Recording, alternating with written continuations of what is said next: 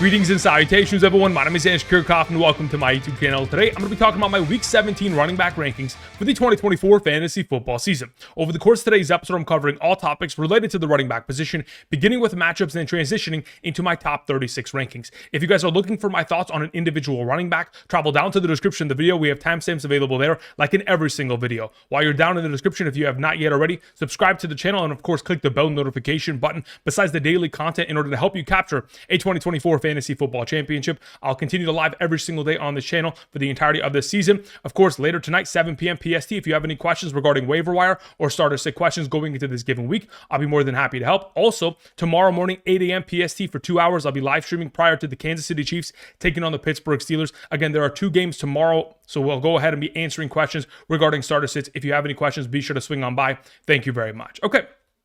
Let's go ahead and begin by talking about matchups in regards to statistics allowed via rushing stats, rushing touchdowns, rushing yards.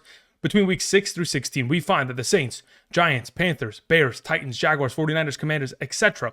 are the most advantageous matchups going into the given week. So, of course, we are firing up our studs such as Jonathan Taylor taking on the Giants, or Bucky Irving, the thumbnail of today's episode, taking on the Carolina Panthers. But we also have an opportunity of firing up players such as Alexander Mattison or Ameer Abdullah, who are both coming off of their own incredible performances, both scoring a touchdown, both producing over 13 fantasy points in half PPR this most recent week, and now have an opportunity of taking on the dysfunctionality of this New Orleans Saints team. So as I progress throughout today's episode, we'll go into even further details, but just wanted to go ahead and present the more advantageous matchup. We're also talking about some of the more disadvantageous matchup. For example, taking on the Ravens, Texans, Chiefs, Buccaneers, Falcons, Dolphins, or Eagles run-stop efforts. Of course, some of these matchups can still be taken advantage of, assuming our running backs find the end zone.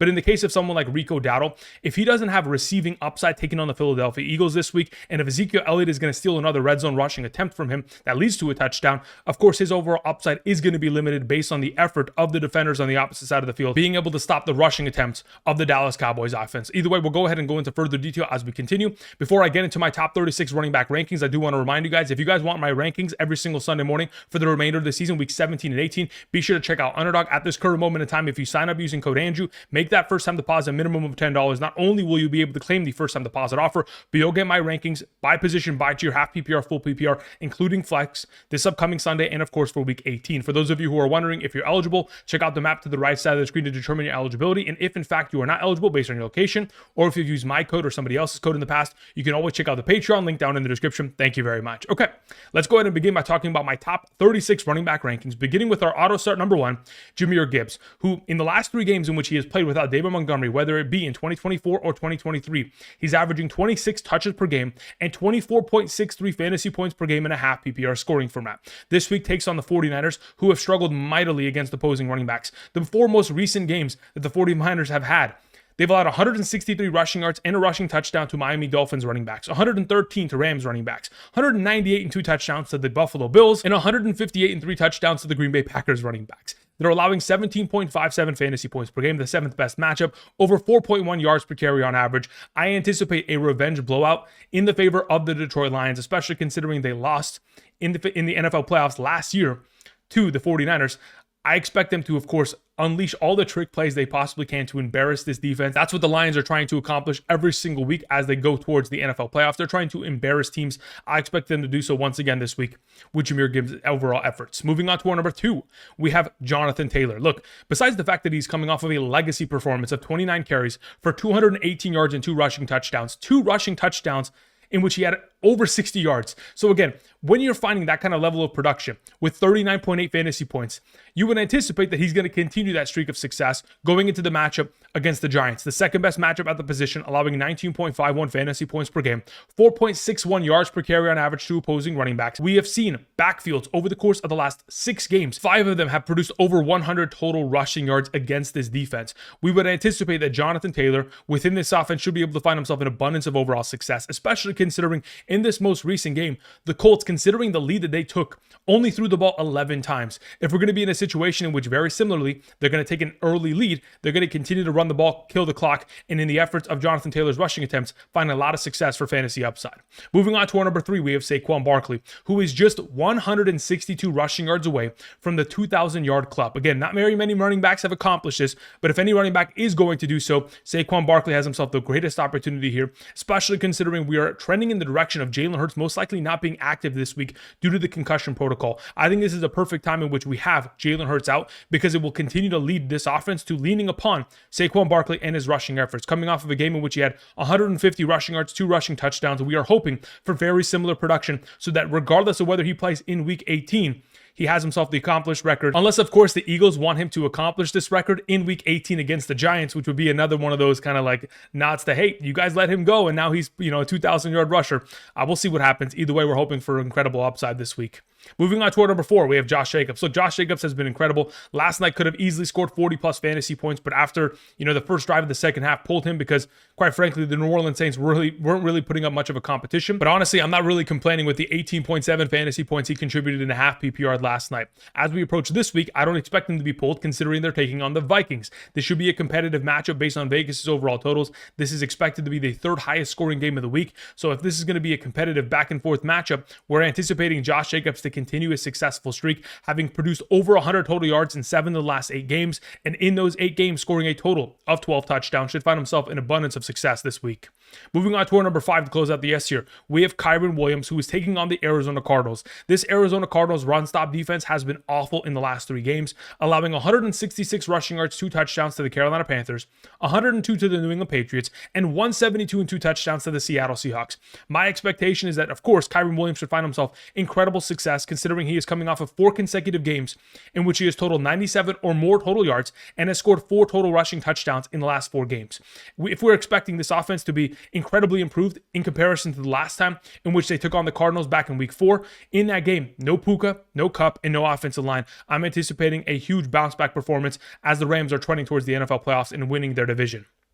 Number 6, we have Chase Brown. In 6 of the last 7 games, 100 or more total yards. Now, this most recent week, even though he only had himself 12.4 fantasy points and a half PPR, he had many of opportunities that just really didn't come to fruition because of the overall play calling of this offense. Now, in the first quarter, down at the 2.5-yard line, instead of running the ball on first down, instead, Joe Burrow completes a passing touchdown to T. Higgins. Missed opportunity there. In the second quarter, inside the 10-yard line, 3 consecutive passing plays in a row. Didn't even look in the direction of Chase Brown. Andre Yoshivas touchdown. Later in the game, in the fourth quarter, with about 5 minutes left, we have 2 rushing attempts in a row on the 1-yard line. Both of them stuffed. Could have very easily fallen into the end zone.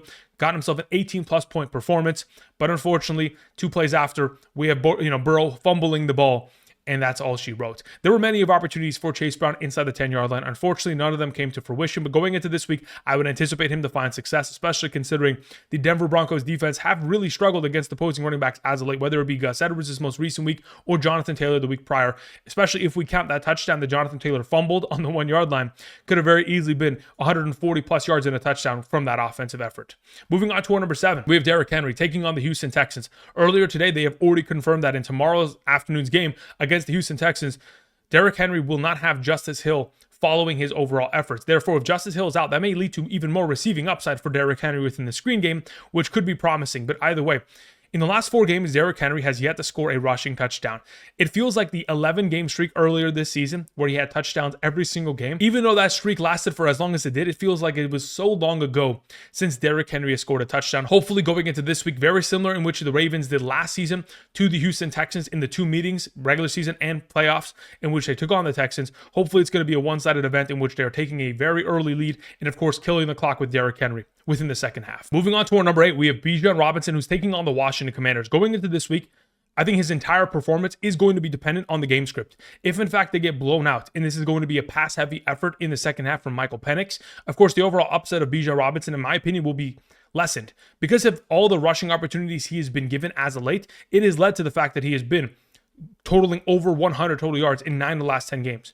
So if, in fact, they have to ditch the running game, it could certainly hurt. But hopefully, they're going to come out, keep this a competitive matchup, especially considering the Falcons are still trying to make the NFL playoffs and win their division. The Commanders are allowing the 8th most fantasy points per game to opposing running backs, 17.21 on a per-game average on the ground, and a 4.79 yard per carry average. Again, very much so game script dependent. Hopefully, this is going to be a competitive matchup so Bijan Robinson can continue to carry our fantasy efforts. Moving on to our number 9, we have Devon Achane. Look, Devon Achane coming off of his best rushing total in quite a while. Again, this is very reminiscent of the 2023 Achane, in which he's breaking off 50-yard rushing touchdowns. Incredible production. If he can continue those efforts, it's only going to help increase his overall upside for production. But over the course of this season, the offensive line hasn't really played up to its overall potential.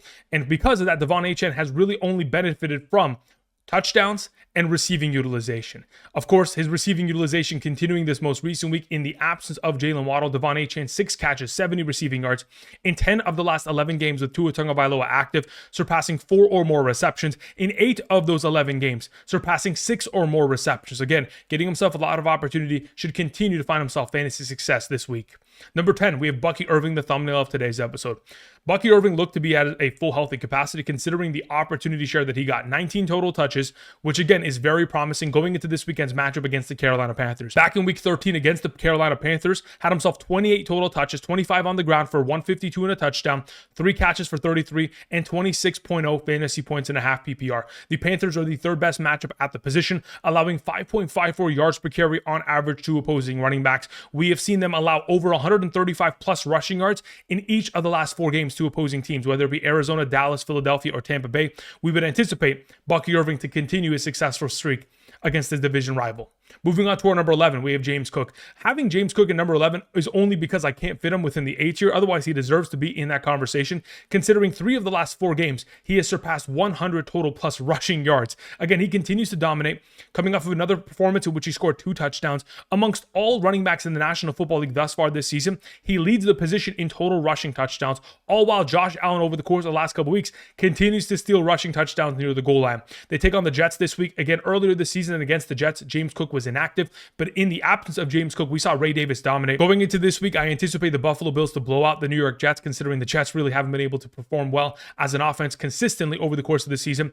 So getting into the second half of this game, hopefully James Cook will produce enough of a production total throughout the first 3 quarters to where when we get to the fourth quarter, when the backup running backs Ray Davis and Ty Johnson begin to get their touches in the fourth quarter in order to kill the clock, hopefully James Cook will have amassed enough fantasy points to be at a satisfactory point by the end of the first 3 quarters. Moving on to our number 12, we have Zach Charbonnet. As we all know, unfortunately, Kenneth Walker sustained another injury this recent Sunday.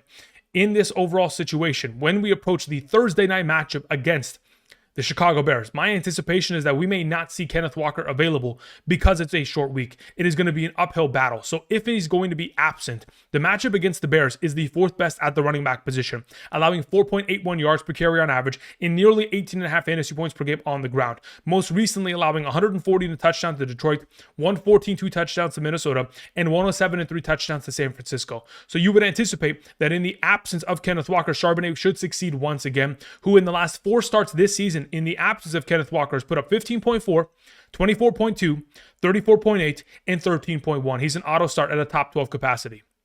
Number 13, we have Aaron Jones. Look, Aaron Jones has another revenge game against his former team, the Green Bay Packers. Earlier this season against the Packers, 22 carries for 93, 4 catches for 46, and 15.9 fantasy points and a half PPR without a touchdown.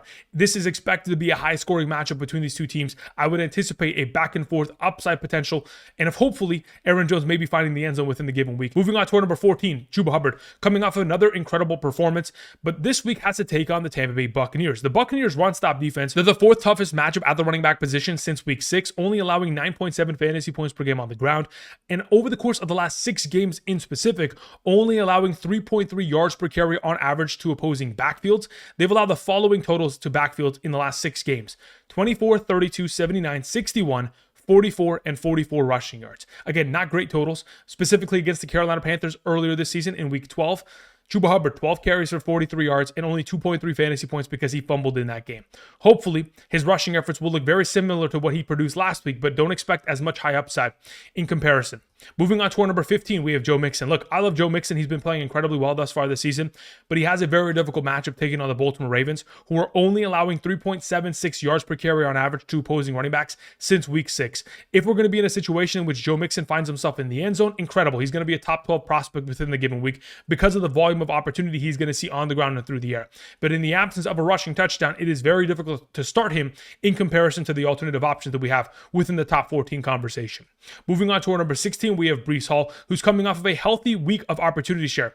14 total rushing attempts, 6 targets, 5 catches, 19 total touches. Again, if the Jets continue to send the ball in his direction at this high rate, again, it's only going to help his baseline of production, coming off of a week in which he scored 11.5 fantasy points without a touchdown. Going back to week 6 against the Buffalo Bills, having put up 113 on the ground, 5 catches for 56, putting up 19.4 fantasy points without a touchdown. So there's a lot of potential for upside for Breece Hall this week. This most recent week in a press conference, he specifically told the media that he wants to get as many touches as possible. Obviously, this most recent week, they obliged him, giving him 20 total opportunities, 19 touches. Hopefully, that streak continues against the Buffalo Bills. Continuing on to our number 17, Bijan Robinson Jr., who's coming off of his worst game of his career, having fumbled twice in a negative game script.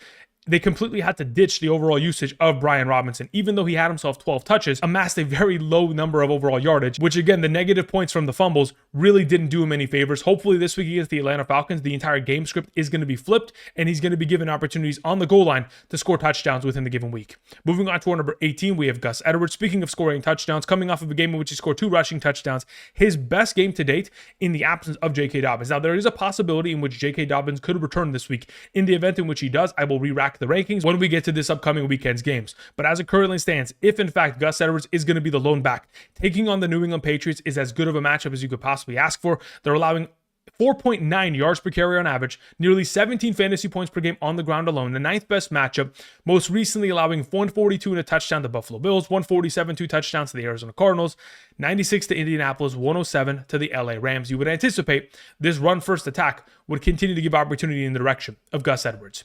Moving on to our number 19, Rico Dowdle. My only concern regarding Rico Dowdle is that the only rushing attempt this most recent week inside the 10-yard line went to Ezekiel Elliott and led to a touchdown. Additionally, in the lack of overall receiving upside, if we're going to be in a situation in which you're taking on the Eagles that are allowing only 3.59 yards per carry on average to opposing running backs, if in fact they're not going to be in a positive game script, don't anticipate Rico Dowdle to get himself enough opportunity share to look like the most recent performances, back in week 13, 14, 15, where the guy was amassing over 100 total rushing yards in each of those games. I think we're going to be significantly further away from those kind of levels of production. We truly do need a touchdown or a lot of receiving upside to get into the top 15 capacity. Otherwise, 19 is pretty safe. Moving on to our number 20, we have Tony Pollard. Again, this is 100% contingent that he plays and he's healthy. Obviously, this ankle injury and the most recent game scripts haven't been in his favor, and considering that, his overall usage has been limited, coming off a week in which he only had 10 touches, but 7 fantasy points. Really decent production, but very easily could have had himself even more upside if in fact the game script wasn't a blowout in which it was 30-7 at the end of the first 3 quarters. But going into this week, taking on the Jacksonville Jaguars, Tony Pollard has an opportunity of avenging himself. I mean, earlier this season, back in week 14 against them, amassed over 100 total rushing yards. So if we're going to be in a situation in which he is healthy and it's going to be a positive game script, expect a lot of upside, especially considering the Jaguars are the 6th best matchup at the running back position. Moving on to our number 21, Tyrone Tracy Jr. Speaking of another running back that most recently got a little bit of an injury, if in fact his ankle injury is going to hold him out going into this week, then we'll pivot to Devin Singletary this upcoming weekend. If you have Tyrone Tracy on roster, of course, you probably want to play him, considering he continues to score touchdowns. In fact, this offense continues to give their running backs touchdowns. In the last 6 consecutive games, at least one running back from this backfield has scored a touchdown. If in fact it goes in the direction of Tyrone Tracy this week, even better, considering they are taking on the Colts, the 10th best matchup at the position. Regardless of the overall game script, you would anticipate him to be utilized at a high capacity, especially with Drew Lock at quarterback, continuing to look in his direction within the passing game. Number 22, speaking of receiving upside, we have Tyjae Spears, who over the course of the last couple of weeks has really made a name for himself for fantasy purposes because of the injuries and the game scripts that have led to a lot of passing opportunities in his direction. Obviously, with Mason Rudolph under center, this offense has been elevated. And of course, Tyjae Spears, because of that, has scored 2 touchdowns in each of the last 2 games.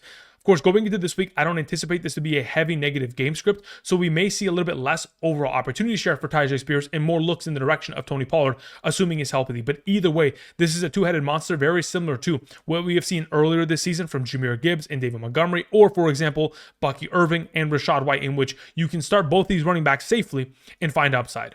Moving on to our number 23. We have Alexander Mattison, who again is taking on the New Orleans Saints, the best matchup at the position on the ground. And considering Alexander Mattison is the primary rusher of this backfield in comparison to Ameer Abdullah, we should see him continue to get himself a healthy opportunity share, coming off a week in which he had 12 carries, a rushing touchdown, 7 targets, 4 receptions. Again, if those kind of opportunity shares are going in his direction, we would anticipate a consistent game, especially considering the offensive coordinator of the Raiders wants to continue to run the ball, and taking on the Saints, they certainly will be given the opportunity to do so. Number 24, to close out the RB2 conversation, we have Tank Bigsby taking on the Tennessee Titans back in week 14, who he has a privilege of taking on this week. He had 18 carries for 55 yards, 1 rushing touchdown, 12.7 fantasy points. Now, this is very similar to his most recent performance in which he had 12 carries, 50 yards, and a touchdown this most recent game. Even though he had himself 13 total touches in this most recent game, Etienne nearly doubled his overall snap count. So even with Etienne getting himself a lot of usage, the rushing opportunities are going in the direction of Tank Bigsby. I would anticipate taking on the 5th best matchup at the running back position. The Titans allowing 4.46 yards per carry on average and nearly 18 fantasy points per game on the ground, having allowed 265 and 3 touchdowns this most recent week, 101 in a touchdown to the Cincinnati Bengals, 75 in a touchdown last time out against the Jacksonville Jaguars, and 229 and 2 touchdowns to the Washington Commanders. Expect a lot of upside for Tank Bigsby this week. Moving on to our number 25, we have Rachaad White. Considering he has fumbled in back-to-back games, I would anticipate that he may potentially get himself less touches going forward. But even in this case, taking on the Carolina Panthers is such an advantageous matchup, the 3rd best at the position. I mean, the last time out, the Tampa Bay Buccaneers backfield combined for 228 rushing yards and a rushing touchdown. Against the Carolina Panthers, Rachaad White had 11 carries for 76 yards back in week 14. So if we're going to be in a situation in which he is given the ample share of opportunity, he should be able to find himself at a top 25 capacity. Moving on to our number 26, we have Rhamondre Stevenson, who I had no expectation of him scoring this most recent week against the Buffalo Bills. I expected that to be a one-sided affair, but of course, the Buffalo Bills offense struggled mightily early on. Nonetheless, Rhamondre Stevenson, if given very similar opportunity to compete for majority of this game, should be anywhere between 8 to 12 fantasy points, especially considering he has scored 8 or more fantasy points at a half PPR in 7 of the last 8 games in which he has played. Obviously, Drake May has kept this team very competitive and continues to keep Rhamondre Stevenson's fantasy value alive every single week. Moving on to our number 27, we have Jerome Ford. I don't love the matchup against the Miami Dolphins, especially considering the Dolphins are only allowing 3.86 yards per carry on average, and they are the 2nd most difficult matchup at the running back position since week 6. But the overall utilization that Jerome Ford is going to find through the receiving game is certainly going to separate him from many of these other running backs. And additionally, he is going to be given majority of the goal line opportunities, considering Deontay Foreman did him a favor and fumbled on the 1-yard line. So going forward, if Jerome Ford is going to get himself the opportunity share that he deserves on the ground through the air, should be fantastic. Of course, this most recent week had himself an early rush of 66 rushing yards. The other 10 rushing attempts he accumulated against the Cincinnati Bengals only led to 26 rushing yards, but again, the receiving utilization is the separating factor. Moving on to our number 28, Isaac Guerendo. The expectation is that he's going to practice. If he practices and ends up playing, he will be a significant upgrade to Patrick Taylor Jr., who was given opportunities on the goal line, but unfortunately wasn't able to fall into the end zone. But either way, regardless of which running back is starting, Deebo Samuel's got himself a lot of utilization out of this backfield, and in a potential negative game script against the Detroit Lions, I wouldn't expect as much upside from Isaac Guerendo in comparison to a different matchup. Moving on to our number 29, we have Jaylen Warren. Speaking of matchup leading to success, in this specific case, we are anticipating a negative game script for the Pittsburgh Steelers offense. Therefore, there should be a situation in which Jaylen Warren, very similar to this most recent game, he should get more touches. This most recent game, 12 carries for 48, a 4 yards per carry average, but 5 targets leading to 5 catches, 44 receiving yards. If those opportunities continue to go in his direction within the receiving game, expect him to separate himself in terms of the overall value in comparison to Najee Harris. Number 30, we have Travis Etienne, who even though he's going to be in a game in which, of course, they're taking on the Tennessee Titans, last time out against his defense, had himself 4 carries for 20 yards and 4 catches for 50 receiving yards, 9.0 fantasy points. He is still going to be very relevant, very similar to Jaylen Warren, in which, again, they're the RB2. They're going to come in when the negative game script approves it or potentially on 3rd down scenarios. But outside of that kind of a situation, if this game is going to be a close contest, expect for a lot more Tank Bigsby within the given week, even though the Tennessee Titans are the 5th best matchup at the running back position. Moving on to our number 31, we have DeAndre Swift. It is expected to be a rain game this upcoming Thursday night, but the only issue that I have with DeAndre Swift, and the reason why I have him as low as number 31, is because in the last 4 consecutive games, the Chicago Bears as a team haven't led in the game a single time. They have always been down in points in the last 4 consecutive games. Considering a negative game script every time out and the lack of receiving utilization, obviously it puts DeAndre Swift in a tough position to succeed for fantasy purposes. Moving on to our number 32, we have Kareem Hunt. Even though Isaiah Pacheco is going to continue to get himself probably 10 touches this given week, if they continue to trust Kareem Hunt near the goal line, I would assume that he is going to be the more favorable running back to start going into the given matchup against the Pittsburgh Steelers run-stop defense. Moving on to our number 33, speaking of the Pittsburgh Steelers, let's talk about Najee Harris. Look, coming off of this most recent week in which he only had 9 carries for 42 yards, but very much so game script dependent. If in fact you're going to be in a negative game script against the Kansas City Chiefs, their run-stop efforts are incredible over the course of the season, but additionally, while you have a guy like Jaylen Warren within this backfield, it very easily could lead to Najee Harris being irrelevant unless he scores himself a touchdown, very similar to someone like Kareem Hunt.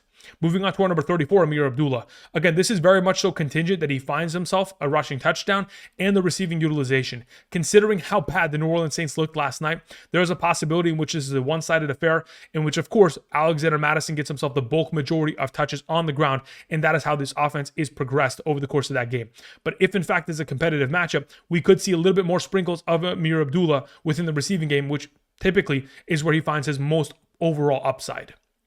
Number 35, we have Michael Carter. Look, Michael Carter, if in fact James Conner is not going to play this week and Trey Benson is still dealing with his ankle injury, he would be the starting running back of this offense. And really, his only value is going to be found within the receiving game. Outside of that kind of a scenario, I don't expect him to find as much upside within the rushing category, mainly because both of the starting offensive tackles for the Arizona Cardinals just most recently went onto the season-ending IR. Again, this isn't a good look for the overall offensive rushing attack, but if in fact James Conner is available to us, we're going to fire him up at a top 20 capacity. But in the event in which he is absent, Michael Carter, a decent option for those of us who are desperate. Moving on to our number 36, Javonte Williams, who's coming off of an incredible game of a career-high 11 targets, 7 catches. Ridiculous game. Again, even though this most recent week Jaleel McLaughlin was out, the preferred receiving back of this offense typically is going to be Javonte Williams. Hopefully, he'll continue to get himself a high volume of opportunity share within that category, within the high-scoring competitive matchup against the Cincinnati Bengals this upcoming Saturday. The final running back I wanted to mention is Kendre Miller. The fact of the matter is, if this offense cannot function, and Mims is going to be the third down receiving back, of course, Kendre Miller is just purely reliant on rushing touchdown upside. In the event in which he finds himself in the end zone, fantastic. In the event in which Derek Carr plays, it could increase his overall potential for success, but ultimately, someone that I may want to avoid, even against the Las Vegas Raiders this week. All right, that's going to cover it in regards to my top 37 running back ranking for week 7 of the 2024 fantasy football season. Thank you everybody for watching. I'll be back later tonight, 7 p.m. And of course, tomorrow morning, 8 a.m. PST. If you guys have any questions, be sure to swing on by. Outside of that, thank you everybody for watching. Happy holidays. And until next time, I'll see you guys. Peace.